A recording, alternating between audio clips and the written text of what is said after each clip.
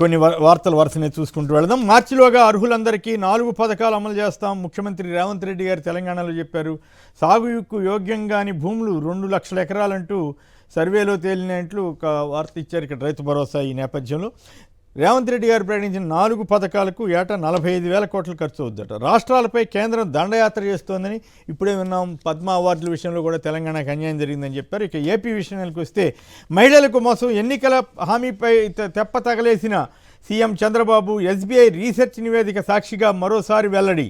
8 రాష్ట్రాల్లో ఇప్పటికే మొదలైన ఎన్నికల హామీల అమలు దాదాపు 1,50,000 కోట్లు కేటాయించిన ఆయా రాష్ట్ర ప్రభుత్వాలు కర్ణాటక, మధ్యప్రదేశ్, ఛత్తీస్గఢ్, గుజరాత్, మహారాష్ట్ర, ఢిల్లీ, పశ్చిమ బెంగాల్, ఒడిశాల్లో అమలు. 19-59 ఏళ్ల మధ్య ప్రతి నెల 1,500 రూపాయలు ఇస్తానన్న ఎన్నికల హామీని నెరవేర్చని చంద్రబాబు కాలయాపన చేస్తున్నారంటూ కథనాన్ని ఇచ్చారు. అలాగే ఆడబిడ్డ నిధి, తల్లికి వందనం ఊసే పట్టని చంద్రబాబు అంటూ కథనాన్ని ఇచ్చారు. ఇక సచివాలయాలకు సంబంధించి సిబ్బందిని కుదించేస్తూ ఆ జీవోలు ఇచ్చారు. 2,500 జనాభా ఉన్న చోట ఇప్పటిదాకా 9 మంది ఉంటే ఇకపై 6 మాత్రమే ఉంటారు. ఈ రకంగా కొన్ని మార్పులు చేర్పులు చేస్తున్నారు. అయితే ఈ సిబ్బందిని కుదించిన సిబ్బందిని దూర ప్రాంతాలకు ఎక్కడికన్నా వేసి వాళ్ళు ఉద్యోగాలు మానుకునేట్టు చేస్తారా, అక్కడ స్థానికులనే వేశారు అనేటువంటి అనుమానాలు స్థానికులనే వేశారు ఇంతకుముందు. ఇప్పుడు దూర ప్రాంతాలకు పంపించి వాళ్ళు ఉద్యోగాలు లేకుండా చేస్తారా అనేది ఒక అనుమానం వ్యక్తమవుతోంది. అసలు సమస్య ముంపే. రాజధాని అమరావతి ముంపు నివారణకు మరో 5 ఎత్తిపోతల పథకాలు పక్కా. అది బ్యారేజే. పోలవరం ప్రాజెక్టులో 41.15 మీటర్ల ఎత్తు వరకే నీటి నిల్వ. 2024 వార్షిక సమీక్షలో కేంద్ర జలశక్తి శాఖ స్పష్టీకరణ. అక్టోబర్లో సాక్షి చెప్పింది అక్షర సత్యం.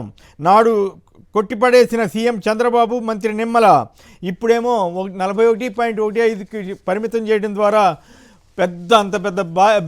అంత పెద్ద పోలవరం డ్యామ్ ప్రాజెక్ట్ని బ్యారేజీగా మార్చి దాన్ని ఈ లక్షల ఎకరాలకి నీరు పారించకుండా చేస్తున్నారా అన్న అనుమానం. గోదావరి టు బనకచెర్ల అన్నది ఊరికే ఉత్తిత్తి వ్యవహారమే అవుతుందా అన్నది అనుమానం. నాటి అరాచకాలపై దండయాత్ర అంటండి. అప్పుడు లోకేష్ గారికి బిల్డప్. ఈ మధ్య ఏదో లోకేష్ గారికి ఆంధ్రజ్యోతి వాళ్ళకి ఏదో కుదిరినట్టుంది ఒప్పందం. బాగానే ఉన్న, అంతకుముందు బ్లాక్మెయిల్ చేశారు. ఇప్పుడు ఎన్నికల రోడ్లు రద్దు అంట. గతంలో జగన్ గారి టైంలో రోడ్లు బాగు చేయడానికి ఇచ్చిన జీవోని రద్దు చేసి ఇప్పుడు వీళ్ళు ఏం సాధిస్తారో చూద్దాం.